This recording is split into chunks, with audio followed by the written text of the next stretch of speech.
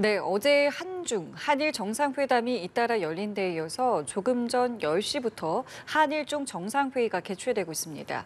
세 나라 정상들은 6대 중점 협력 분야를 논의할 예정인데요. 회의가 끝난 뒤에 3국의 공동선언문에 한반도의 완전한 비핵화를 목표로 한다는 내용이 담길지 주목되고 있습니다. 네, 한편 한일중 정상회의 직전 북한이 6월 4일 전에 위성 발사를 하겠다고 일본에 통보했는데요. 관련 내용들 박원곤 이화여대 북한학과 교수와 함께 이야기 나눠보겠습니다. 어서 오십시오. 네, 안녕하세요. 네, 안녕하십니까. 자, 앞서 전해드린 것처럼 지금 이 시각 이제 한일중 정상회의가 열리고 있습니다. 그런데 오늘 오전에 북한이 미사일을 이제 발사할 수도 있다라는 소식이 들려왔고 북한이 일본 측에 오늘부터 이제 6월 4일 이전에 발사 가능성을 일본의 위성을 발사할 가능성이 있다고 시사를 했습니다. 지금 일본 기시다 총리, 이제 중국의 리창 총리가 우리나라에 머물고 있는 상황 속에서 오늘 이제 발표를 했단 말이에요. 그런 내용을 전한 배경은 좀 어디서 찾아봐야 될까요? 일단 뭐 큰 틀에서 북한의 김정은 위원장이 올해 3번의 그 위성 발사를 하겠다라고 이미 선포를 해놓은 상황이니까 벌써 5월 말이 다 가지 않습니까? 전체적으로 할 때는 조금 늦어지고 있는 것은 맞죠. 왜냐하면 우리 정부에서는 지난 4월 달에 뭐 준비 상황을 포착해서 발사를 하지 않을까 했는데 한 달 정도 늦어졌고 그래서 어쨌든 자신들의 계획에 따라서 이 미사일 발사, 위성 발사를 하고 준비를 하고 있다. 뭐 발사 가능성은 지금 말씀하신 그 기간에 이루어질 가능성이 크다라는 것은 분명하고요. 근데 날짜가 그 상황이 좀 공교롭게 된 게 한일중 회의에 이 시기에 맞춰서 한다. 이게 뭐 오늘 중으로 안 하더라도 만약 내일 한다 하더라도 이것은 한일중 회의의 어떤 정치적인 상징성과 연계될 수밖에 없는 이제 그런 정치적 메시지도 담고 있다라고 생각을 해야겠죠. 그런 해석이 가능하다라고 판단이 되는데 어쨌든 큰 틀에서 북한이 가장 신경 쓰는 날짜는 역시 날씨와 기술적인 그 완성도죠. 특히 기술적인 완성도가 돼야 실패하면 안 되는 거니까 그런 것이 중요하다. 근데 다시 한일중으로 돌아가서 얘기를 해보면 이거는 저는 북한이 중국에 대해서 일종의 불만을 표시하는 면이 있다라고 판단을 합니다. 왜냐하면 그간에 한 1년 반, 2년 뭐 넘게 계속해서 북한과 러시아가 협력을 하고 있는 모습에 대해서 중국이 굉장히 불편함을 느끼고 있는 것은 맞습니다. 왜냐하면 중국의 입장에서는 북한과 러시아가 우크라이나에 협력을 하는 것은 중국이 미국과의 전략적 경쟁 상황에서 유럽 국가에 대해서 보다 관여를 하고 그들과 우호적인 관계를 맺는데 불편함이 되는 거거든요. 근데 끝없이 북한은 북한과 중국, 러시아의 일종의 3자 그런 협력을 강화하겠다라는 얘기를 하고 있으니까 저는 북한이 중국이 의도적으로 북한과 러시아와의 관계에서는 좀 거리를 두려고 하는 것이 있고 여기에 대해서 북한이 좀 불만이 있다. 가장 최근의 예로는 얼마 전에 한국과 중국 사이에 외교장관 회담이 있지 않았습니까? 매우 이례적으로 북한이 웨무성 부상 명의로 거기에 대한 비판. 그러니까 딱 중국을 사실상 얘기를 하지 않는데 여기 이런 표현이 나옵니다. 그 누가 뭐라 하더라도 자신들의 자위권 차원에서 하는 행위는 하겠다. 저는 그게 이번 한일중 기간 중에 가능한 그런 북한의 위성 발사와도 연결된다. 그러니까 한일중이 모여서 무슨 대화를 하든 북한은 자신들의 길을 간다. 이것은 사실은 중국에 대한 일종의 불편함도 반영된 그런 행보라고 읽을 여지가 있다고 생각합니다. 이게 발사 시점을 보면요, 보통 이제 통보했을 때 언제부터 언제까지 하겠다라고 하고 최근에는 보통 그 기간의 첫날에 발사를 하는 모습을 보였는데 지금 말씀하신 것처럼 뭐 날씨를 비롯해서 여러 발사 조건들이 있는데 어쨌든 중국 리창 총리가 한국에 있지 않습니까? 그러면은 리창 총리가 한국에 있을 때 혹은 떠났을 때 이 부분도 좀 고려 대상이 된다고 생각을 하세요? 말씀드린 것처럼 떠났을 때 하던 지금이 있으면 사실 효과는 훨씬 더 극대화될 수 있는 부분이고 그 의미는 중국이 훨씬 더 공경스러운 상황에 빠지겠죠. 왜냐하면 어쨌든 북한이 위성이라고 뭐라고 얘기를 하더라도 이것은 탄도미사일 기술을 사용한 발사이기 때문에 중국도 합의해서 통과된 이건 유엔 안보리 결의안 위반입니다. 그러니까 여기에 대해서 중국에 대한 입장을 물어볼 수밖에 없는 상황이 올 수도 있고 중국이 어떻게 보면 입장을 내야 되는 상황이 올 수밖에 없는데 좀 이따 공동성명이 나오긴 합니다만 중국이 이 북한에 대한 비판하는 것을 매우 삼가하고 있는데 매우 어려운 상황으로 또 들어갈 수도 있다라는 것이죠. 그런 부분이 아까 말씀드린 뭔가 정치적인 메시지가 담겨 있을다라고 생각하는데 중요한 것은 말씀하신 것처럼 그간에 북한이 그 뭐 위성이든 어떤 대륙간 탄도미사일이든 발사를 할 때 그 발사 첫날 혹은 첫날 이전에 발사해놓고 전날이죠. 바로 새벽에 쏴버린 적도 예. 있기 때문에 보통 날짜를 그렇게 한다면 앞에 하루 이틀 사이에 발사할 가능성이 굉장히 높다. 그리고 오늘도 날씨를 확인해 보니까 날씨가 상당히 괜찮게 돼 있거든요. 그리고 기술적인 준비가 됐으니까 발표를 한 거니까 여전히 뭐 조심스럽습니다만 가능성을 배제할 수는 없죠. 예, 알겠습니다. 어쨌든 뭐 북한 비핵화 등과 관련해서 공동선언문에 좀 어떤 내용이 담길지는 지켜봐야 할 것 같은데, 자 일단 어제부터 이어지고 있는 한일중 정상회의에 대한 이야기를 좀 살펴보도록 하겠습니다. 지금 4년 5개월 만에 한일중 새 정상이 이제 만났습니다. 뭐 중국에서는 리창 총리가 오긴 했습니다만 그 배경에 대해서도 좀 살펴보도록 할까요?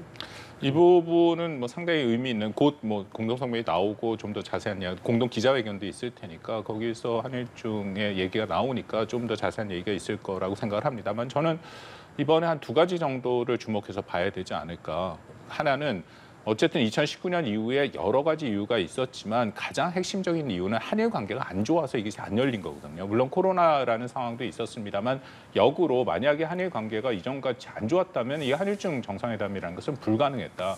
그렇기 때문에 한일 관계가 개선된 상황에서 이루어졌다라는 것은 그만큼 한일 관계의 중요성을 방증하는 하나의 의미가 있다라고 생각이 되고요.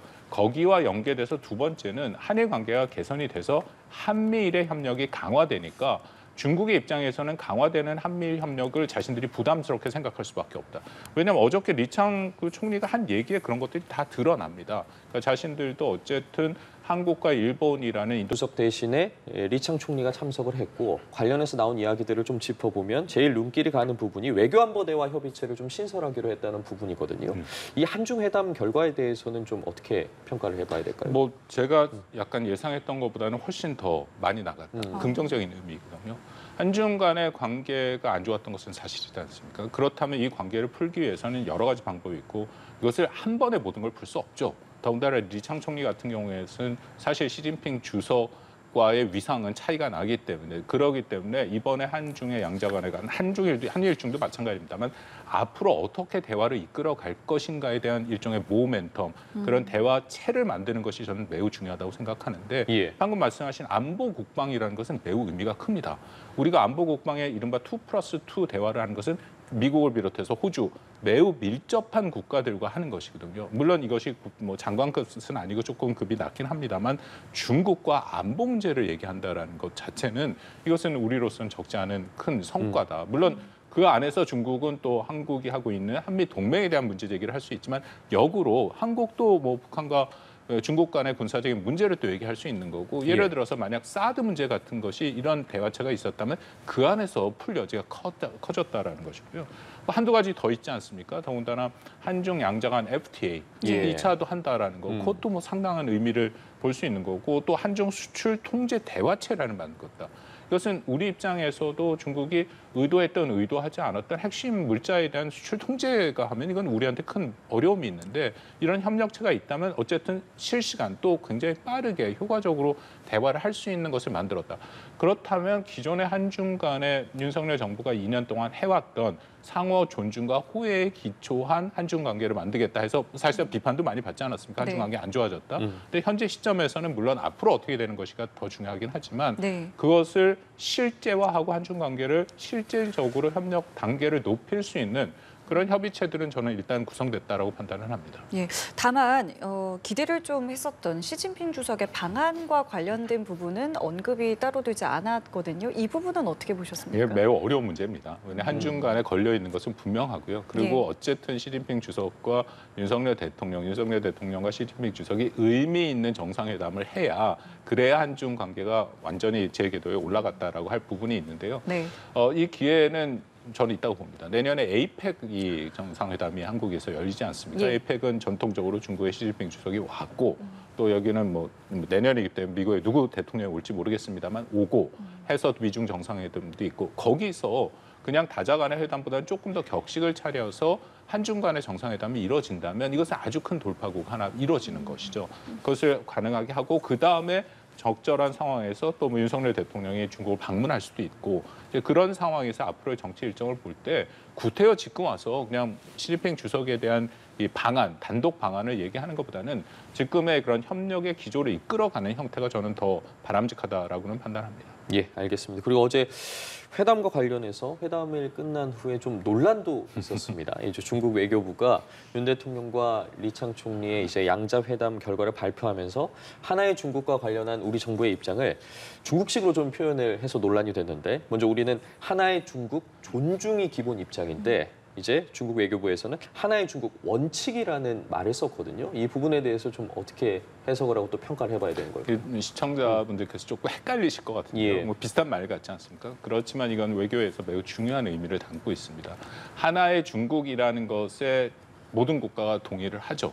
왜냐하면 중국이 유엔에 가입을 함으로써 하나의 중국이라는 것에 대해서는 미국도 그렇고 한국도 그렇고 그거 자체를 인정합니다. 그렇지만 하나의 중국을 존중하는 것과 하나의 중국 원칙을 존중하는 거랑은 굉장히 다른 의미가 있다. 그러니까 큰 의미에서 하나의 중국이다 얘기를 하지만 원칙을 존중하게 되면 이제 어떤 문제가 생기냐면 그간에 우리가 얘기했던 예를 들어서 대만 해협의 안정과 평화, 그건 중국의 내부 문제이기 때문에 그것은 일종의 그렇게 되면 그 내부 사정에 주권 개입이 돼버립니다. 예. 그러니까 중국이 늘 하나의 중국 원칙을 존중하라고 얘기를 하는 것은 그런 형태를 얘기하는 거고, 이번에 대만 총통 취임에 누군가를 보내면 왜 이거는 우리 내정에 있는 것을 해외에서 다른 인사를 보내느냐, 이제 그런 문제 제기가 되는 거거든요. 그래서 한국은 명백하게 하나의 중국이라는 것을 존중하지만 원칙까지는 우리가 존중한다는 얘기를 하지 않습니다. 그래서 그 부분을 확실하게 한 건데, 뭐 이런 중국의 입장에서는 당연히 그 또 하나의 중국 원칙, 더군다나 한국같이 미국의 핵심 동맹국이자 인태 지역에서 가장 중요한 국가 중에 하나인 한국이 원칙을 존중한다라는 것은 이것은 중국의 외교적인 또 의미가 되는 거기 때문에 그렇게 적는데요. 뭐 이건 늘 이렇게 적어 왔습니다. 많은 부분. 그래서 우리가 이렇게 적는구나 하는 것을 알고 있을 필요가 있다고 생각합니다.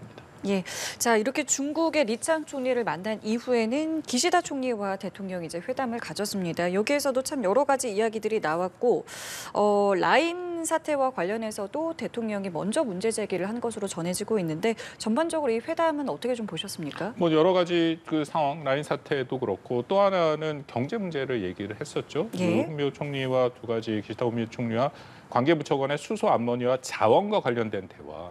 이것은 그 전에 뭐 한일 관계 원장 안 좋을 때 핵심 자원에 대한 수출 통제 뭐 그런 것들이 있지 않았습니까? 그리고 그것은 더 큰 틀에서 또 중국이 이런 핵심 자원을 뭐 자신들의 안보적인 이해로 통제할 가능성도 있다라는 거거든요. 이제 그런 면에서 한국과 일본이 협력한다. 이게 미국까지도 협력이 되고 인태 지역에 미국의 핵심 동맹국이 협력한다라는 것을 다시 한번 확인하고 이것을 조금 더 발전시킬 부분이 있다라는 것에서 의미를 찾을 수 있고, 이것은 지난달에 있었던 기시다와 그 바이든 대통령 사이에 있었던 그 당시에 나왔던 이 인도 태평양 지역의 동맹을 이전같이 양자 간 동맹이 아니라 미국 핵심 동맹국을 그물망처럼 엮은 격자형 동맹으로 만들겠다 하는 그런 의미가 있습니다. 그것을 통해서 중국의 경제 강압을 공동 대처하고 또 이런 일에 양자 간의 미국 핵심 동맹국 간의 갈등을 잘 관리하겠다는 의미가 있는데 그런 것을 실질적으로 이행하는 조치 중에 하나라고 판단이 되고요.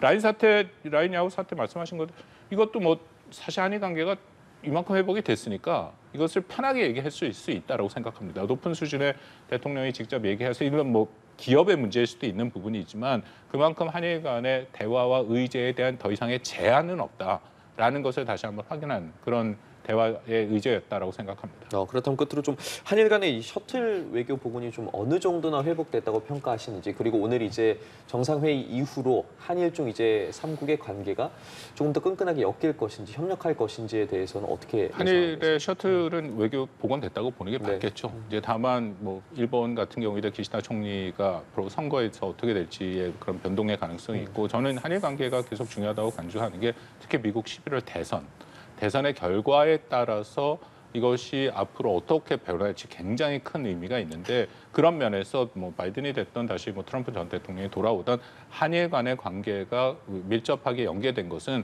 향후의 불확실성에 공동 대응할 수 있다라는 측면에서 굉장히 중요하다고 판단이 되고, 한일중에 대한 앞으로 예상은 제가 말씀드린 것처럼 공동성명과 공동기자회견을 좀 봐야긴 하야겠지만 일단 한중 관계 측면에서는 여러 가지 제도화돼서 발전할 수 있는 그런 동기와 모멘텀은 마련됐다 판단이 되고, 한일중 측면에서도 이번에 대화를 통해서 과연 다음번 일본에서 있을 회의에 대해서 얼마만큼 그 구체적으로 한일 중에 합의를 했느냐 그런 부분들을 우리가 좀 확인해 볼 필요가 있겠죠. 예, 알겠습니다. 저희 오늘 말씀은 여기까지 함께하겠습니다. 지금까지 박원곤 이화여대 북한학과 교수와 함께했습니다. 감사합니다. 고맙습니다. 감사합니다.